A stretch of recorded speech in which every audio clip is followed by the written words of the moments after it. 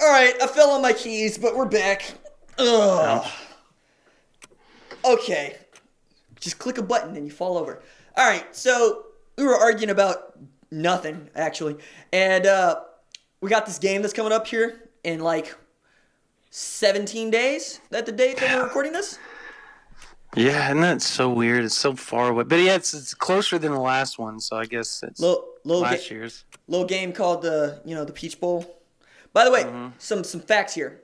Oklahoma has never played in the Peach Bowl, which I found shocking. Chick-fil-A or otherwise. And I got this note from Vivid Seats, right? They sent this to me because and I was shocked by this. They're projecting 73% of Mercedes-Benz Stadium to be LSU. Yeah, that makes sense. No, it does, but that's a big number, man. That's a big number. Yeah, I mean, it ain't like OU fans don't travel, but LSU apparently they do. It's the problem is that it's in SEC territory. Well, and I was just gonna say, so like, one of my favorite stories about LSU football is LSU fans. Like the boot, they love the party and they love their Bayou Bengals. So they go up to Nashville for the Vandy game, and the bars ran out of bourbon at 10 a.m. Oof. LSU gets after it, man. Like, they go so hard. Like, okay. Well, yeah, they do. I'm going to keep them out. I can tell you some awful stories the last Oh, time yeah. Noah Kane told me several. But, okay, so the last time Oklahoma played LSU. That's what I'm talking about. It was 2003. That was bad. Right. Yep. Lost that game. And I mean, they probably should have beaten that. Man, that was the. Let me see. No, that was. Okay, they shouldn't have lost, but obviously with White being hurt with a broken hand and foot at the same time, and then being that they played in front of 60,000 LSU fans and 20,000 OU fans. I think at home, 45 minutes from Baton Rouge. Well, I mean, what's worse, playing this game in Atlanta or playing this game in New Orleans? New Orleans. Because the fans have the opportunity to know where you're staying the night before and just be as loud as possible and everything. It's where you don't get sleep or any of that stuff. So I'd rather be at a neutral site at least 8 hours away from either place and kind of keep where they're staying quiet and secluded. That I would. That's just me. You see what I'm saying? Yeah, but I do the thought exercise where I always try to think of arguments against my argument to make my argument stronger, and I can't for this because New Orleans is just so hard to play. And the pain would be the real pain. I've seen it. The real pain would be playing back-to-back games there because that's what you would. I mean, because that would be the real pain. But like you got what people think is the de facto national championship out in Glendale, and then you got this thing going on. Look, that's what I think more irritates everybody more than anything. It's like, dude, how many times have we seen this? And I know there's so many different arguments that can be made for LSU just beating the living crap out of Oklahoma. I get it. But at the same time, everybody that's been around here and watched this Oklahoma program for years and years and years knows that when games like this happen and nobody's giving them a chance, like even last year when they were 14.5-point dog, everybody still went, there's no way Alabama's going to beat them by 14.5. Even the national pundits were all saying, they're like, ooh, this game's going to be a lot closer than 14. I don't know what Vegas is talking about, that type of deal. This time they're saying they're just going to beat the crap out of them. And what happens when last couple times when that's happened, when they've given Oklahoma no shot, we've heard this same rhetoric.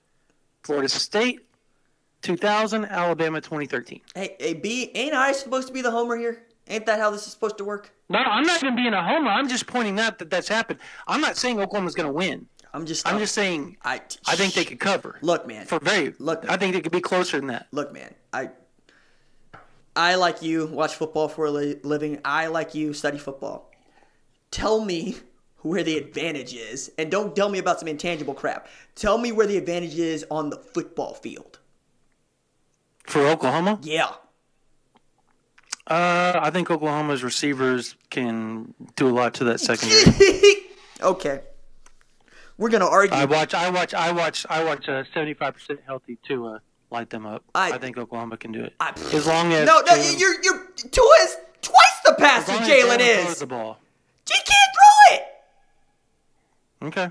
Grant Delpit is a monster. Derek Stingley is a monster. Christian Fulton is a monster. Jacoby Stevens is a monster. And Jacob Phillips is going to flip the middle bird to everybody. No, he's not. He doesn't even want to be there. I know that for a fact. Yeah, he's there, though, and he's got 97 tackles. He's there. That's great. I mean, you've got to play for your future, but I know things about him. I know he's wearing purple and gold.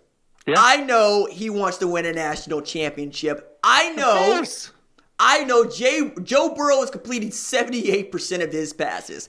I know Clyde Edwards-Helaire is going to light up Delaire Turner-Yell on these option routes. I know that those Charlie's Angels trio of wide receivers, that is an overmatch up. They're just the secondary is just overmatched.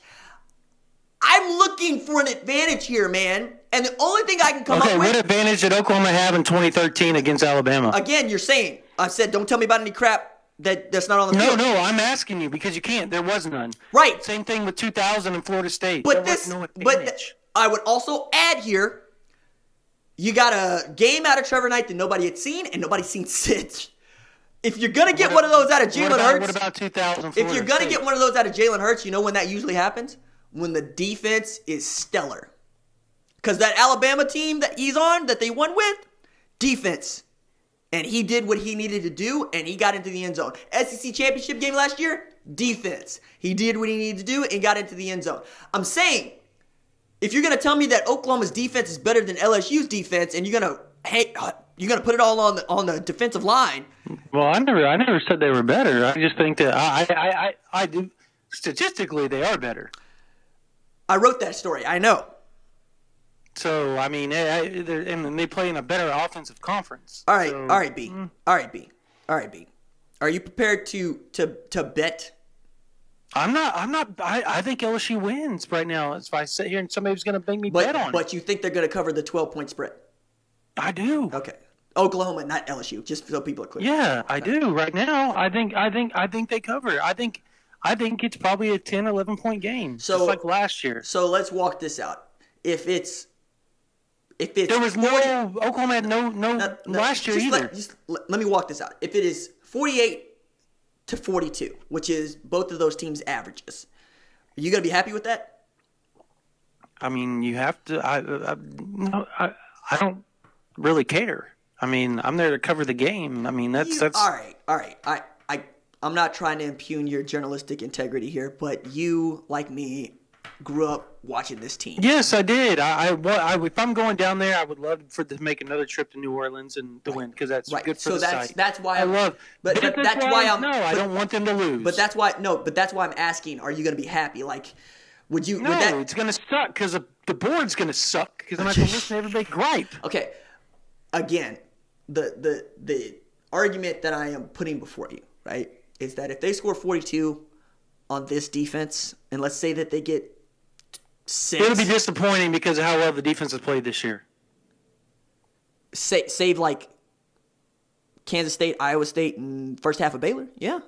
I mean, so I don't know. 80% of the year they played really good. I'm not in the mood. I've also watched Texas. Should have beat them. Yeah, I'm not in the Texas mood. I'm not in the mood to talk that one out because that's a full strength Texas team that nobody had seen and everybody still thought was good. Derek Stingley took away Colin Johnson. I can't wait to watch Derek Stingley up against CeeDee Lamb. That's going to be my favorite matchup. Do you think? Yeah. Okay. Well. Okay. That right there, I think Oklahoma, as good as Derek Stingley is, CeeDee Lamb is the best wide receiver in college football. Yeah, but here's what I'm telling you. This is what I'm getting at. They'll just bracket him. Like they'll put Derek Stingley. They will. No. They'll put Derek Stingley on him in man, and they'll have Jacoby Stevens shading over the top, and they'll take their chances in man coverage on everybody else. I wouldn't. Okay, you want to know who I think wins that battle because of where they line him up at? I think Lee Morris We'll see. Wins a lot of those battles. No, we'll see, because I think that he's going to be. And I think you're thinking exactly like I am, that he is going to be the X factor of this ball game. No, I think that Grant Delpit's going to line up over the top of Lee Morris, and they're going to make Jalen Hurts hit that pass down the field to Charleston Rambo over the top of Christian Fulton. That's what I would do. No, that's the play here. I agree. I think that's what I would do. But somehow this dude manages to overthrow the fastest dude on the team. Is he faster than Trey? Trey ran 24 miles an hour. Yeah, well, there was a day when okay, so are we saying now laser time, yes, he is the fastest. Well, then he's the fastest. Was the damnedest. That was hey, I don't care, some superhuman. All right, something happened. Point there is freaking Flash. Screw it. He's the fastest team on the offense. All right, we'll just settle with that. But the thing that you were saying about Tua Tagovailoa does not extend to Jalen Hurts, because Tua can hit that pass. Yeah, he can.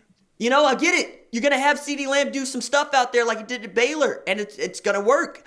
And Lee Morris had an opportunity to make a lot of money by beating up on a Jim Thorpe Award finalist in Grant Delpit, but the game is going to be won handing the ball to Mondre and Kennedy Brooks and hitting that pass over the top to Charleston. That is Rambo. true. That's it. Like that's the game. How well is this offensive line play is going to be the key to this ball game. To me, that's the key. They're stupid good.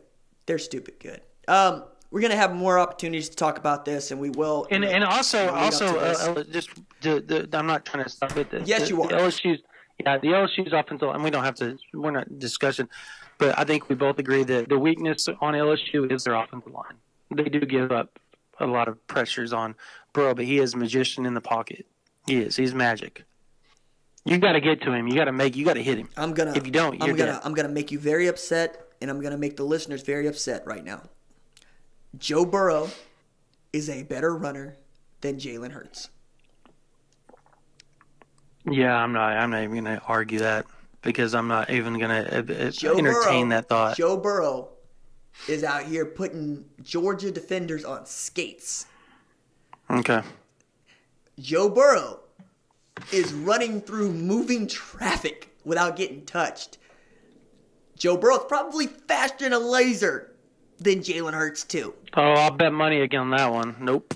All right, well, when they run through the combine, when they go, if Jalen gets an invite, when they go through it, he's going to get an invite, dude. Then Come on. Hey. Andolini's Pizza versus your favorite pizza. Joe Burrow is a faster runner than Jalen Hurts. Okay, deal. Well, yeah, cool. We'll check the 40 times. She said, yeah. I can't wait. This is exciting. All right, do the OU Insider Spill. Yeah, 30% off right now for annual memberships. We have the signing day coming up. And yesterday, I think we dropped about 10, 15 notes on recruiting alone. A lot of quarterback, a lot of big name targets Oklahoma's in on. And obviously we have the eyes that were dropped late last night that we got the information on that. And some hints that who it is. And obviously you can get that for 30% off annually. Or if you want to go monthly, first month, which will get you through the playoffs and National Signing Day, the first National Signing Day, for $1. Go ahead and try that. OUinsider.com. We are the 6th fastest growing 247 site, and pretty proud about that. All right. That's Brandon Drum. I'm RJ Young. We will catch you on the flip side. Deuces. See ya.